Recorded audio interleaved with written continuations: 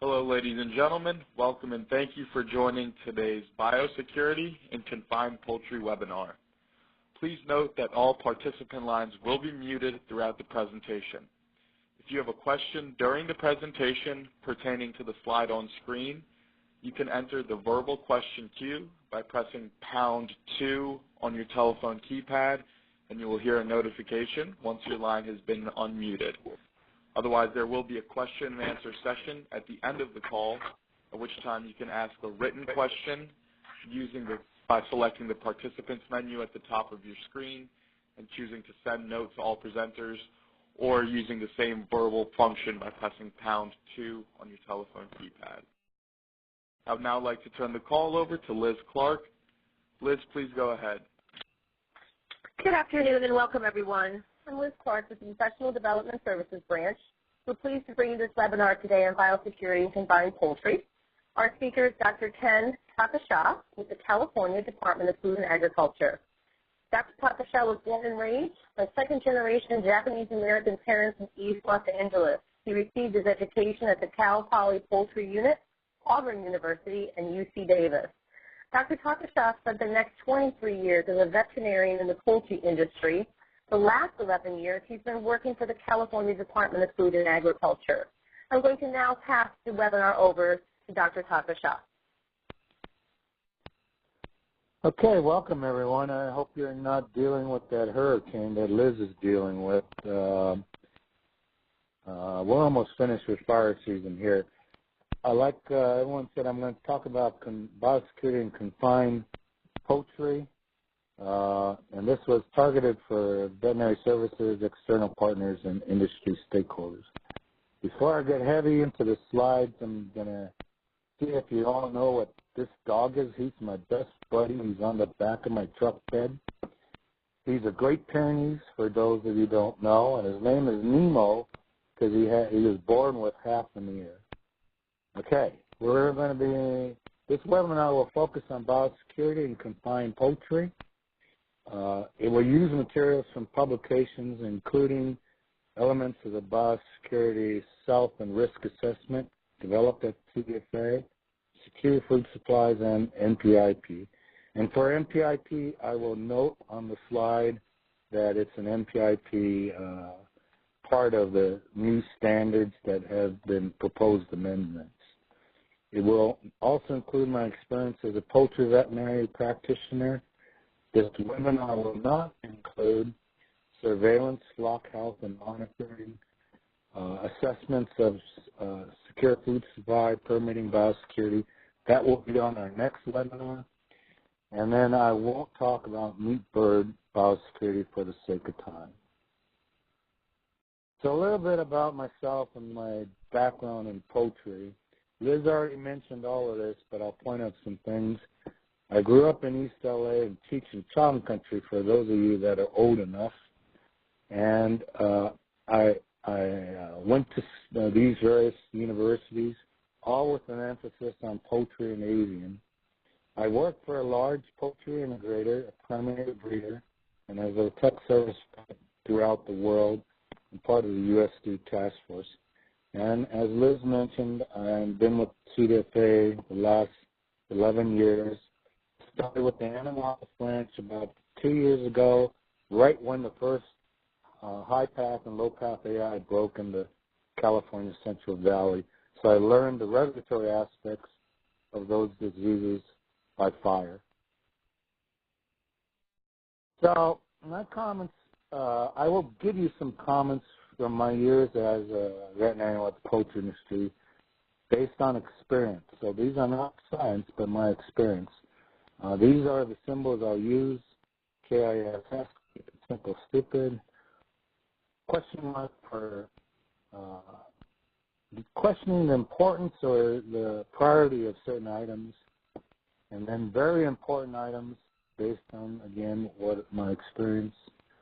I'll point out the NPIP plan, new amendment, biosecurity standards, E, and then for your information, I'll use this slide. So most people know the basics of biosecurity. You start with a disease-free flock. You isolate them you control traffic, you have sanitation measures in place, and manage dead birds. And, you know, you have various areas to and from the farm, on the farm, that you need to control for biosecurity.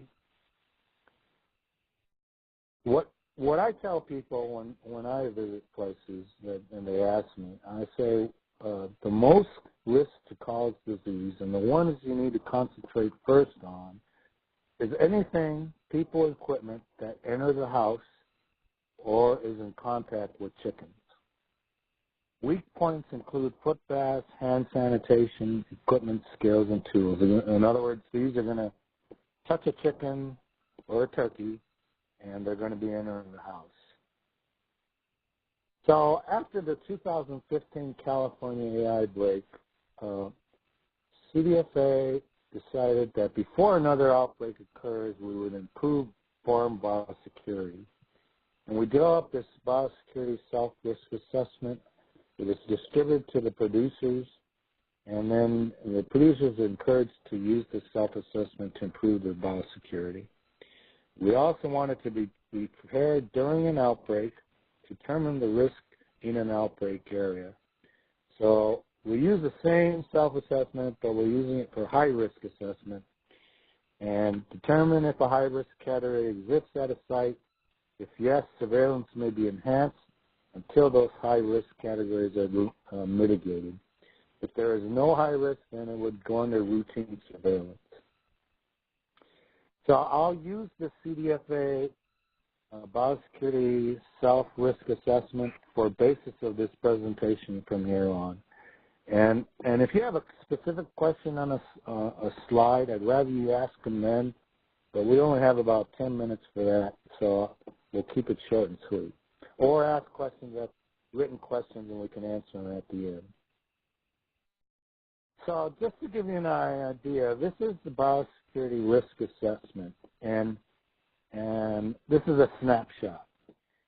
In the first column is an item number representing the row, then the category, and then the next three slides, green, yellow, and red, represent minimum, medium, and high biosecurity risk, respectively.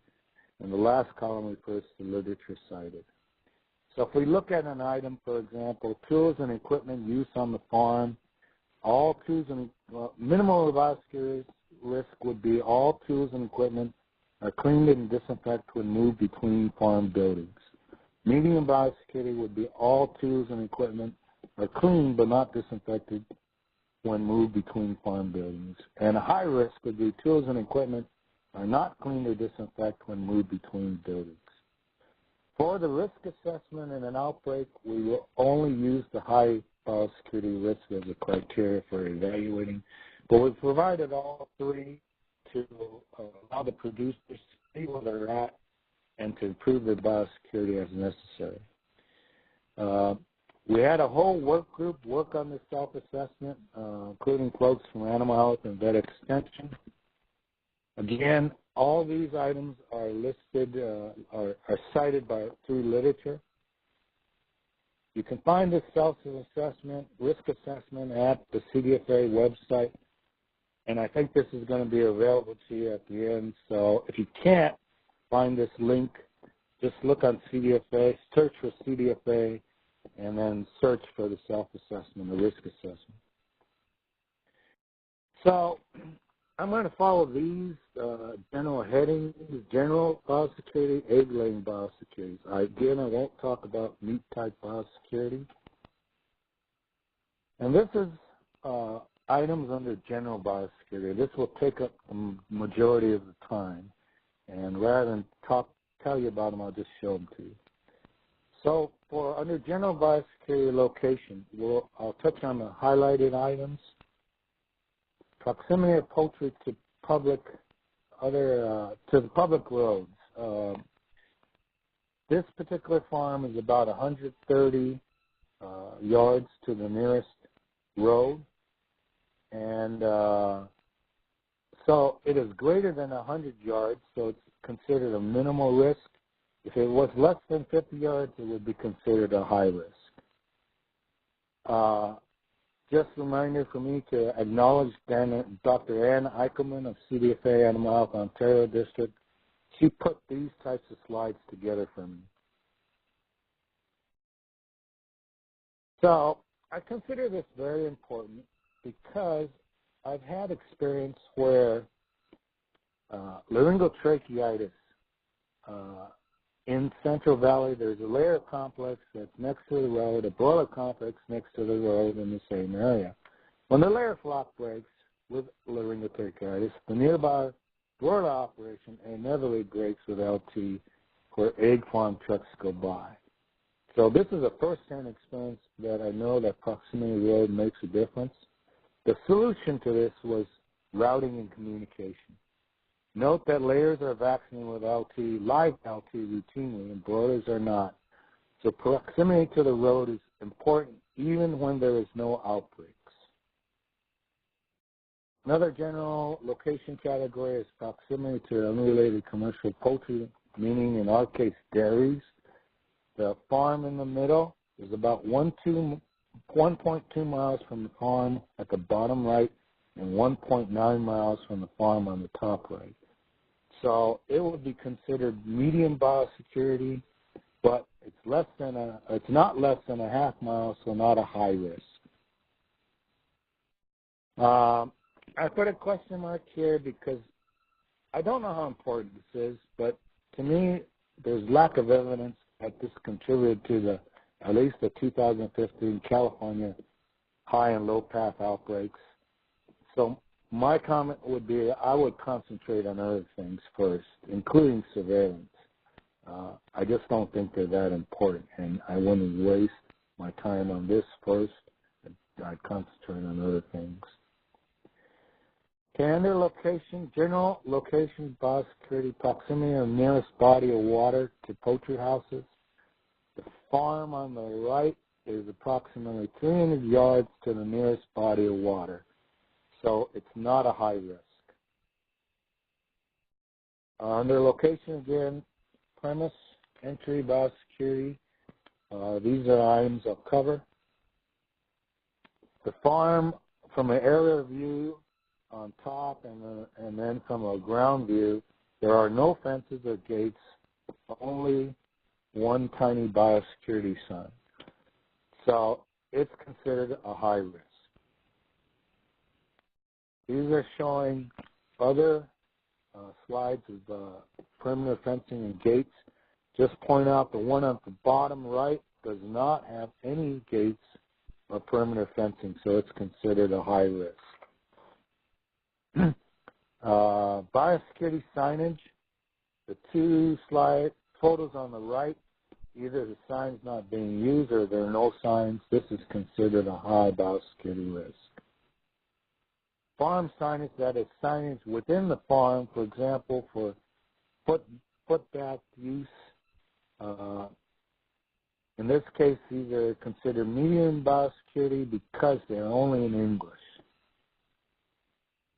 Vehicle entry and disinfection, you can see the truck on the bottom right. It never went through any cleaning and disinfection, so it's considered a high risk.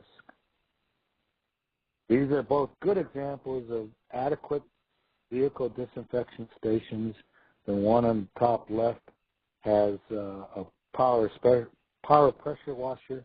The bottom right has an undercarriage washer, washer and disinfect, including an upper carriage disinfect. Even though this one on the top left is simple, all it is a power pressure washer, it's still a good station. The one on the bottom right shows a drive-through where a primary breeder truck is having its undercarriage cleaned and disinfected on the above carriage. Vehicle parking. Vehicle parking should be outside the farm perimeter. If it's not, it's considered a high risk.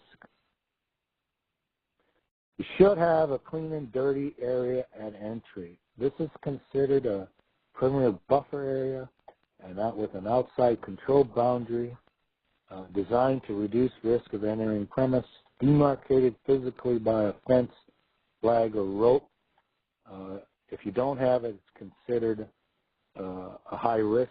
This is part of the NPIP new amended standards.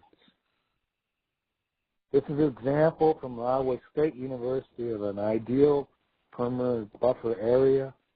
There is an entry gate for vehicles, an entry gate for people, and there's a collection of dead birds at the perimeter, parking outside the perimeter buffer area. These are showing defined entry points on this particular farm. So under location, there is a category of people, entry, and personal biosecurity. I'll touch on most of the points here. The first one is using of a logbook. We have various logbooks that have various items on them. What I'll tell you, and they're located either at the gate or the mailbox or at the office. But what I want to emphasize is that these sign-in sheets need a biosecurity requirement list that people entering read and recognize and sign that they are abiding by those requirements. A sign-in sheet without a biosecurity list may be only useful for epidemiology rather than biosecurity. Unnecessary visitors, well, you shouldn't have them, but if you do, you should have some set protocols for them to follow. Sharing of personnel between farms and of another company or an off-site facilities is a high risk.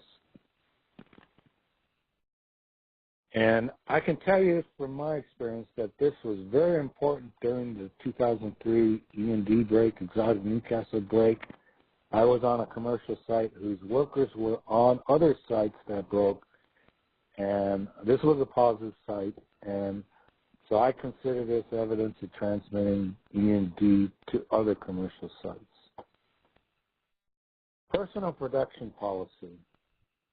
If you don't have any in place, such as showers, hand wash stations, the slide on the photo on the right is a Danish entry system, then it will be considered a high risk. The shower is considered the gold standard, but what I'll tell you is that shower facilities can be very effective to minimize people being a source of entry. However, it has its weak points and can lead to showers being a source of infection. For example, if you don't have or the water is slow in getting hot, people won't take showers. It's just, they'll bypass them. If they're not built to self-police, then they're difficult to ensure all people are taking showers. And what I mean by self-police is that when they go through showers, that instead of having full showers with curtains, you leave them half open so that people know that other people are taking showers and they can be watching. Clean clothes, are they really clean? The only really way to know in the primary breeder area was with bag their clean clothes right after they're clean and dry so they know that they're clean. Personal effects. You shouldn't bring personal effects onto the farm unrestricted. If you do, it's considered a high risk, and I consider this a very important factor. Not enough emphasis is put on items brought into the farm. Weak points would include wallets. Don't bring them in. There's no way to disinfect them. Keys, disinfect them before you're bringing in. Disinfectant spray, or wash them while you're in the shower. Eyeglasses, use lens wipes, or wash them while you're in the shower. Phones, put them in plastic bags. Jewelry, don't bring them in. You should have special emphasis on should be given to employees and owners. In my mind, they tend to be the worst culprits of not emphasizing things that are brought in. Spent hen crews, they should be prohibited from entering other chicken houses or egg processing areas. Exposure to birds at home. If you have no restrictions, then it's considered a high risk. I'll tell you, I question the importance of this because it's difficult to police birds at home.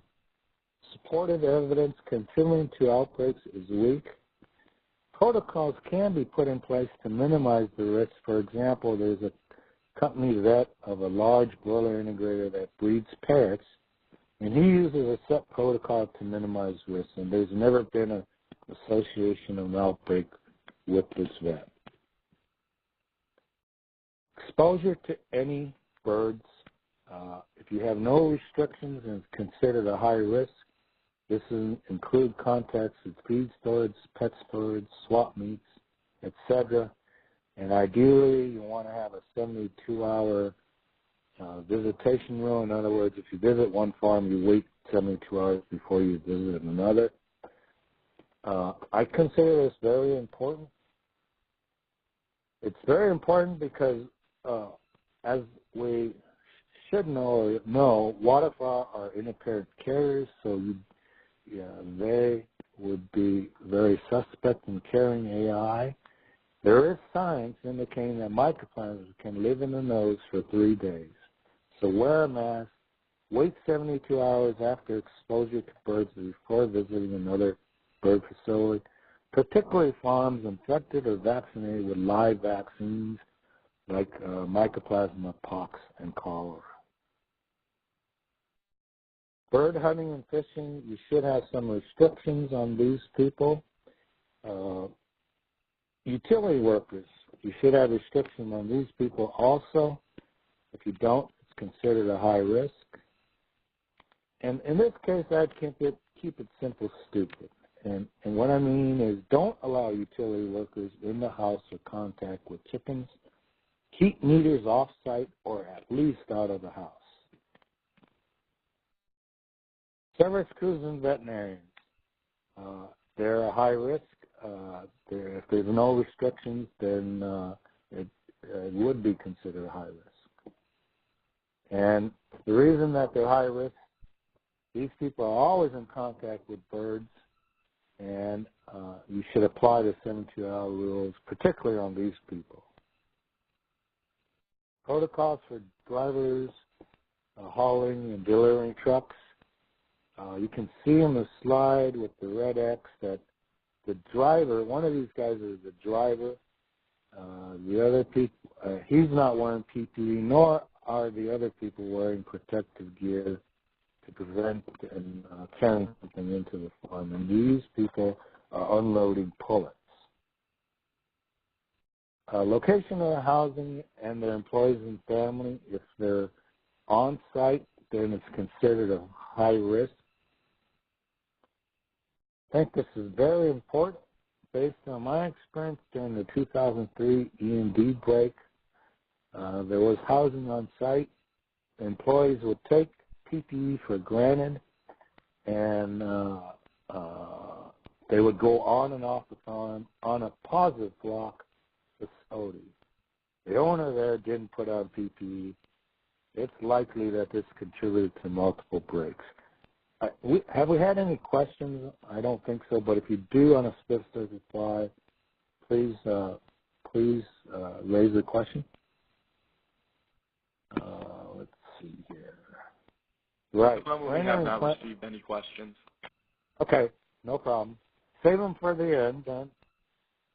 It'll give us more time at the end.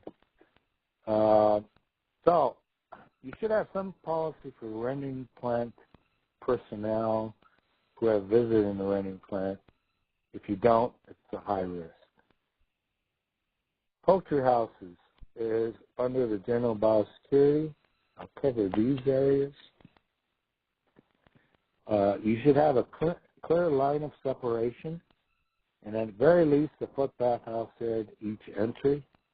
If you have none of these, then it's a high risk.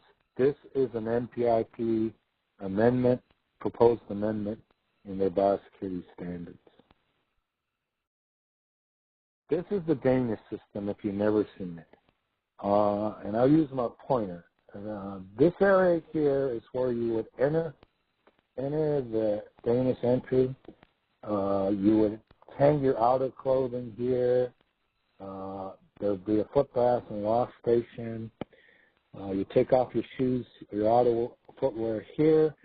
And this is the dirty area. And on the middle is a bench demarcating the clean and dirty line. After you remove these things, these items, you would step over onto the clean side, put on coveralls and footwear, and then there would be a foot bath at the entry onto either the house or onto the farm. I think this is a great system. It's equal to or better than showers because it's self-policing. And what I mean by self-policing, let's see if I can go back. Self-policing because this area is open so that people see or people can see what you're doing. It's easy to clean. It's inexpensive versus showers. So unless you do showers right, I'd recommend you go to the Danish system. This is an example of a Danish system. My arrow's on the entry into, this is into a house. Inside they have a bench demarcating clean and dirty. This person is sanitizing his hands. You would step over, put on coveralls, and put on rubber boots, and then you would enter the house or the farm through a foot bath. Okay, entry and exit foot baths. Foot baths that are not used or seldom changed are a high risk. I would keep it simple and stupid. That's because research now shows dry powder and pelleted chlorine may be more effective than traditional liquid foot baths. It kills more and longer. It stays on footwear after using the foot bath. You'll track it onto the house or in the farm so it actually disinfects while you're walking. It's easier to maintain. There's no dilution liquid to maintain. And I can't remember how long it lasts, but it lasts at least 5 days before changing. Remember that the suppliers remind me that you have to, it's still important to clean your organic material off your footwear before you use these. Clothing and footwear should be designated. If it's not, it's considered a high risk. Again, in this Danish system, we have clothes and boots. Anyone handling the birds or any in the clean air should wash and sanitize coveralls or clothing. One thing that we should remember that's very important is to sanitize your hands prior to entry of the house and handling birds. It's very important and often forgotten. We always concentrate on footwear, but remember, if you're handling birds, you want to handle birds with sanitized hands. Watering systems, if you don't have them covered, for example, using surface water from a pond, it's a high risk. This is an NPIP amendment. Pets and wildlife and domestic animals, this is an NPIP requirement. And I'll go through most of these, and this is under the general biosecurity. Wild bird presence, if you see them landing on or defecating on or feeding by the birdhouses, it's considered a high risk, particularly if they're waterfowl. Wild bird access, you don't want to have open access. The photo on the top shows you a vent that's covered with wire. The one below it is not covered, so it's a high risk. And if you have evidence of birds inside the house, droppings, then you know it's a high risk. Although I'll question this because there's lack of evidence for wild bird transmission of high path and END. And if you have other comments, please make them. This is my experience. In the 1970 END break, lots of emphasis and dollars was spent on wild bird control. Example, tarping manure. Very little, if any, evidence of wild bird contributed to the END break. Flies and birds were not emphasized in the 2000 END outbreak, and as far as I know, it did not contribute to any of the 2003 commercial breaks. Spilled feed. You want to have your feed covered, and if you do not, and if you have speed feed and you're not cleaning up, this is considered a high risk. This is one of the NPIP amendments. I think this is very important. Important because it could attract waterfowl who are intercurrent carriers, but it's very important from my experience and with the primary breeder in attracting rodents and an integral part of bacterial disease control like Salmonella enteritis for layers and cholera. Standing water, ponds, or other body of waters, you shouldn't allow them on the farm. And I think this is very important because during our outbreaks in California, 2 of the 3 outbreaks were associated with drainage ditches. One of them with ducks. Ducks were observed on it. This was during a drought year. And so in my mind, and I think we can show this by comparing the drought year and this year, other bodies of water like wildlife refuges were very low and empty of water. Therefore, smaller areas of standing water near or on the farm were more appealing, and therefore they're more, bottom line is I think they're more important during a drought year in California. Weak points outside ponds, drainage ditches, lagoons. Actions would be to keep birds from using, which is difficult, but I've seen some breeders use wire to go across these, across dangerous drainage ditches, and so it's not impossible. Keep birds from going from the water areas to the house, set up some kind of fence or wire. That would be the action step if you can't get rid of these water areas. Other poultry kept on premises besides primary production species, if you have them, particularly waterfowl, it would be considered a high risk.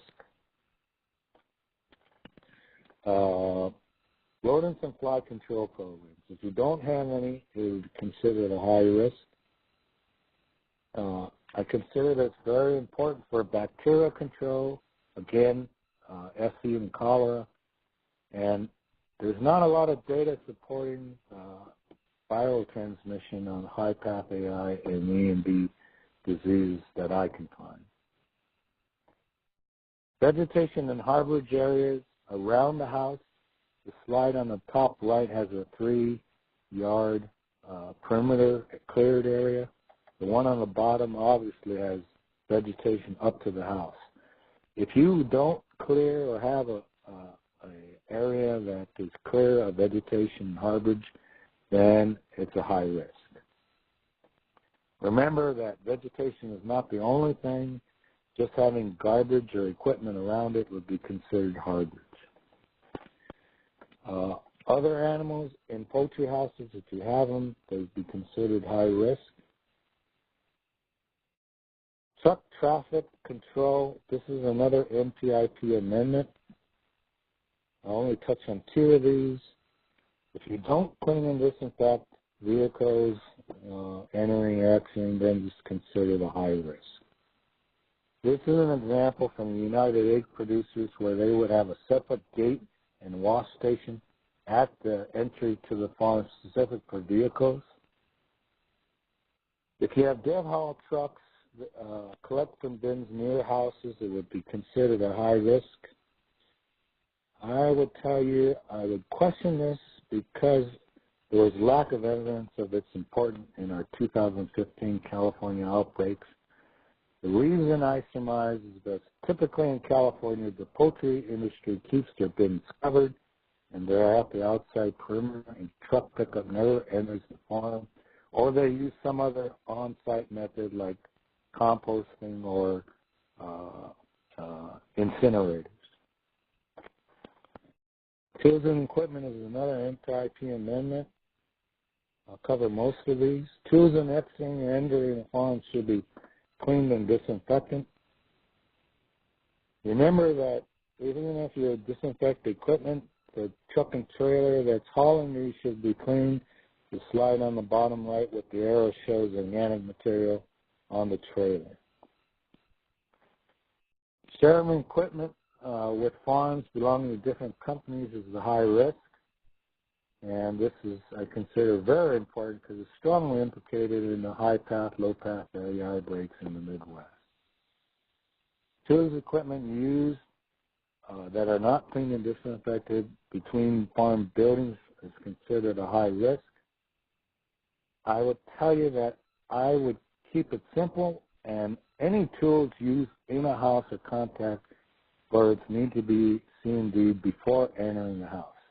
I think there's too much emphasis spent on between farm buildings versus into the house. Farms that send off-site equipment for maintenance or repairmen not wearing dedicated disposable clothing is a high risk. This shows you a piece of equipment that's sitting open on the inside the farm perimeter, and you can imagine a waterfowl defecating on this and then using this directly into the house or directly to catch birds in the house, and it could be a source of infection. So if this occurs, it's a high risk. Transport cages that are not cleaned off and on the farm are considered a high risk. I want you to take note of the slide on the bottom where it's specific for turkeys. You note that this particular station has a covered area for the personnel cleaning, and it also has ladders. It just makes it easier to clean the live oil truck or trailer. And unless you have something like this, it's going to be very difficult to clean these live oil trucks and trailers. And incidentally, most processing plants do not do any C&D of their truck and trailers returning to or going to a farm. So I consider this very important because in meat birds, live oil modules, forklift hose, and I wish I had a picture, but if you can imagine the cages in a module where they're lifted by forklifts, the hose in the cage modules are very difficult to clean and often filled with manure. And this contributed to the spread of LT to all of farms in one company in California's Central Valley. So there is strong evidence that it can contribute during an outbreak. C&D of poultry equipment should be off-site or at the exit end of a site. Cleaning and disinfection. Just the basics. You know, if you don't do the basics, for example, cleaning off the organic material, it's useless. Speaking about organic material, if you do have organic material and you don't clean it, it's a high risk. These are showing boots that have different levels of organic material, and you can see that it's going to be very difficult to disinfect the ones, number one, that have a lot of bacterial growth in that organic material. Remember to choose a disinfectant that's selected based on label claim and effective against the organism in question. If you don't, it's considered a high risk. If you're not using disinfectants, then it's a high risk. I would keep it simple. Stupid. This is just something I experienced doing NPR inspections in backyard breeder flocks. They have a difficult time maintaining foot baths. So what I suggest to them is to keep a can of Lysol, which is readily available, outside the pens, and a rug, so you can remove organic material with the rug and spray it with a can of Lysol. This is something they can do, and they usually do it right after I leave. Footwell disinfection is not being used or not set up. It's considered a high risk. If you don't have a high-pressure sprayer, then you can't clean and disinfect like a high-pressure washer. The slide at the bottom shows a person using a pump-up sprayer, but obviously is not cleaning before he disinfects. A high-pressure pressure washer would do that. Carcass manure is another on the general biosecurity.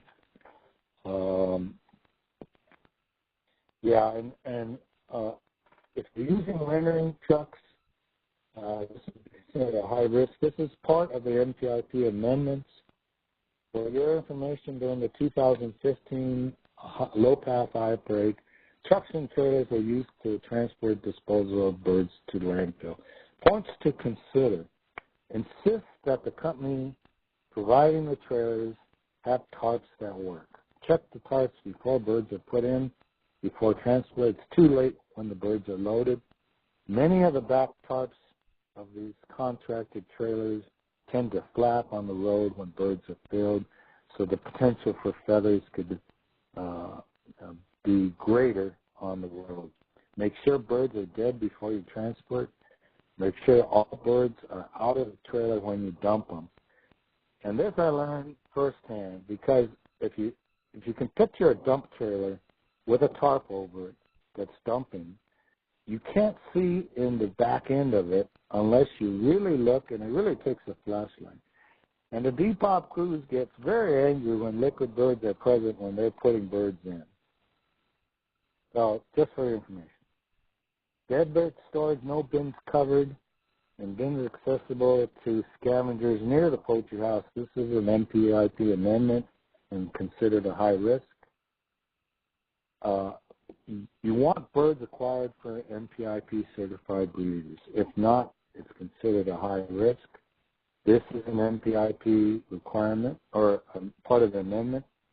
And for your information, it's the most recognized birds. Way birds are certified from disease monitored such as AI or free from the source flock like SE Clean. It may enable smoother recovery of endemic in an outbreak. The new MPIP Biosecurity Program Standard amendment that I didn't cover is a person responsible for biosecurity and biosecurity training. And you can find this at this website, poultryimprovement.org. Bird egg removal, it should be removed daily. Otherwise, it could be a source of infection to birds in the house and other houses. It also can be a source of Clostridium or botulinum for the next flock. This is an MPIP requirement. Finally, I'll talk about egg-layer biosecurity, and I want to touch on two items. Reusing of disposable egg flats or using plastic flats without cleaning and disinfection and not all returned to the flock of origin is considered a high risk. I would consider this a very important because during the 2003 E&D break in California, flats were used at the farm to directly contribute to the spread in commercial flocks. They weren't necessarily disinfected and they weren't returned to the same flock of origin. Current protocol uses only plastic flats and CMG before returning to the farm. Plastic farms are returned to the farm of origin. Racks and pallets cases should be disinfected before using again. And I said I wouldn't go through this, and I'm just going to show you. For meat bird biosecurity, we have hatchery-specific items. There are a whole list of them. Breeder-specific, turkey breeder-specific, commercial turkey-specific, broiler-specific. And I'll leave you with this. During an outbreak, we're going to use the high-risk assessment. And the way we're going to use this is we have people already trained on this assessment from CDFA, Egg Safety, and USDA. And what we're going to do during an outbreak is that surveillance and epidemiology will notify the district or Sacramento, and they would send out trained personnel to the farm site. Those people would take farm information and then do the risk assessment, feed this back to surveillance and epi, who would determine whether they need to have enhanced surveillance versus routine surveillance. And it's 5 p.m. somewhere, so I'll entertain any questions at this point. As a So, reminder to the audience, if you'd like to ask a question over the telephone, you may do so by pressing #2 on your telephone keypad, and you'll hear a notification once your line has been unmuted.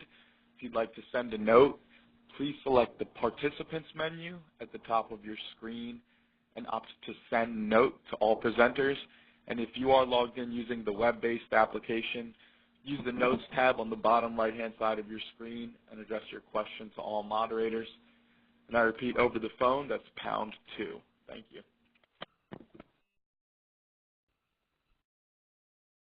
if there's no questions, I have a question for you, so I'm always prepared to ask a question. But please, if you have any questions, please ask them. We have 15 minutes for questions.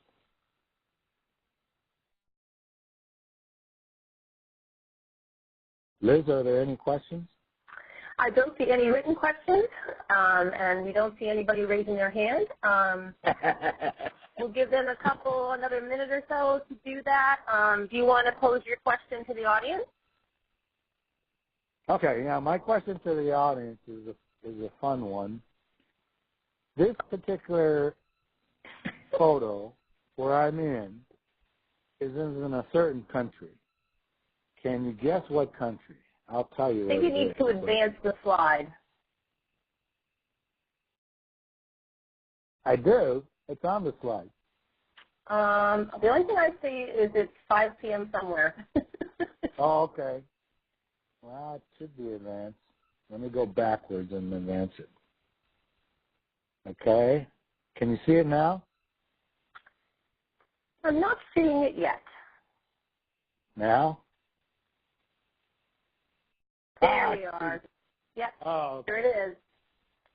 So, what country is this photo taken in? And there was a movie filmed here. What movie was filmed here? So, before I give the answers, I'm still entertaining questions from the audience. Wait until we. So we have one answer that came through to your question, and it said Thailand, and another That's person correct. typed Cambodia. So Thailand is correct. Oh, no, Cambodia is correct. Sorry. Cambodia is correct. Right. And I have someone else that wrote in hangover too. Oh, come on, guys. That's Look good. at this picture. Think of, okay, I'll give you a hint. Angelina Jolie was in this movie. It was one of her first. Oh, so you're looking for the name of the movie. Yes. All right. Tomb Raider. Tomb Raiders, that's right. Tomb Raiders is filmed there. You can picture her going through the temple, and she's going through this area outside the tombs. Okay. Do we have any other questions? We did receive some questions over the phone. Okay. Let's open up those lines then. Hello. Marisa, we can hear you. Okay, great. I had given some bird biosecurity presentations in Michigan to focusing on backyard bird flock owners and 4-H individuals and county boards, that kind of area. And I did not recommend Lysol the way that you have in your presentation. I did more of the foot bath direction. So I'm wondering, with not using, if it's not like you're explaining if they're not going to do foot baths, Lysol is better than nothing. Is that the direction that you're thinking of with? No. Yeah, in a way. Okay. But I mentioned having a rug or something to clean off the organic material first, and then spraying your boots, your outerwear with Lysol. I also tell them that they should have separate footwear to go in, but all of those things, having separate footwear and foot baths, is a difficult concept for them to maintain. So rather than that, I tell them to use a can of Lysol and clean their foot off with a rug and spray their feet. And Lysol is very readily available, and this is something they will do. And the foot baths, I don't have any confidence that they're going to maintain them as well. Right. So this is my alternative for a foot bath. Yes. Would you recommend that if they had waterfowl on site as well, along with the chickens? Or I still would. Okay. Because I have more confidence they would do that than they will keeping a foot bath maintained. I say that. The other option is using that dry chlorine, but you have to have a covered area, and that's the only downfall with that. Okay. Okay, great. Thank you. Yep. I do have a written question. It says, what is your impression from experience on most common ways viruses are spread and the top 3 things for biosecurity? Well,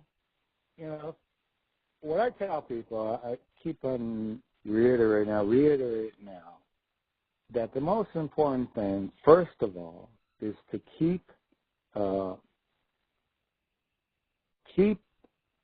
anything that enters the house, tools and equipment and people, clean and disinfect before they go in. That's number one. If you don't do that, then all the other things become more important. But if at least you do that correctly, then your success of biosecurity is going to be much higher. The other things are things learning from experience. Let me think of these. I'm trying to think of my slides. Proximity road can be important, particularly if you have a lot of traffic from different poultry farms going across those roads. Waterfowl is very important. So ponds are very important. And again, during a drought year, moving of equipment on and off farms to other places was very important for the low-path AI. I'm trying to think of other things. They're in my slides, but that I thought were very important. But the first thing would be to keep it simple, anything going into the house. If you have specific questions, I can answer those. We do have another question. The question is, could you expand upon what you meant by there not being significant evidence of the transfer from wild birds to production birds? You mentioned it when you spoke about the screen covering on poultry houses. Yeah, okay. So, we place a lot of emphasis on wild birds, and they can contribute to more of a bacterial infection, just like rodents. But hard evidence to show that they carry and transmit it to the birds, I just don't see a lot of it. And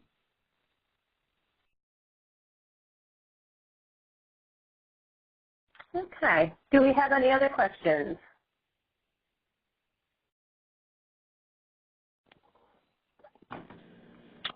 Liz, at the moment, I do not see any further questions over the telephone. Okay. so this slide is just saying that I'm retiring. So I ventured out into sharing my experiences. And if you have any questions afterwards, you can contact me for a while at CDFA, or you can contact me at the numbers and emails listed here. And if there are no other questions, I think we made the call. Okay. Yeah. Okay. Yeah, we're still here. I have a question about the foot baths. One of my questions was contact time. Is contact time important? I mean, I've always heard 5 minutes, and if people don't follow that, is it effective? And then the other thing was that cleaning of the boots before they enter the foot bath, because if they go in with organic material on them, that I think affects effectiveness. And then if they do that, is the area that remains wet in the environment around the foot bath, does that become an area where things can persist? Yeah, so I can't answer your last question, Sarah. I imagine it can, but typically you're disinfecting your boots in that area, so you assume that the disinfectant is killing those organisms around the area. Now, for the other two, yes, it's important to clean your organic material prior to entering the foot baths. Remember that the disinfectants have different capabilities of withstanding organic material. That also applies to the amount of time that it takes to kill. Some disinfectants takes longer than others. The nice thing about the dry chlorine, it actually attaches to your footwear while you're walking, so it has more contact time. I don't know if that answers your question, Sarah. Yeah, that answers a lot of my questions. And I was talking more about, because I heard something in the Midwest, and that was about the in the soil around would stay wet, which would inactivate most of the disinfectants. So that was the why I asked that. Oh, I say when you're disinfecting surrounding areas around the house, right? And yeah. in that case, yeah, it eventually will, but you're just trying to get the surface areas, and you're not going to penetrate the soil. Yeah, thank you. Unless you use some of the old-timer methods like using creosote or something, those were very effective in the soil. That's an idea. Okay, do we have any other written or verbal questions? Okay, well, if not, I'd like to say thanks again for everybody to join the webinar today. Our next webinar is going to be on Tuesday, October 3rd at 1 p.m. Eastern Standard Time. And the topic for the webinar is whole gas housing for poultry barns. And our speaker is Dr. Scott Edelshee. I hope you all have a great afternoon. Thanks, everyone. Ladies and gentlemen, that concludes today's presentation. Thank you to our speakers as well as all of our participants for joining us, and you may now disconnect.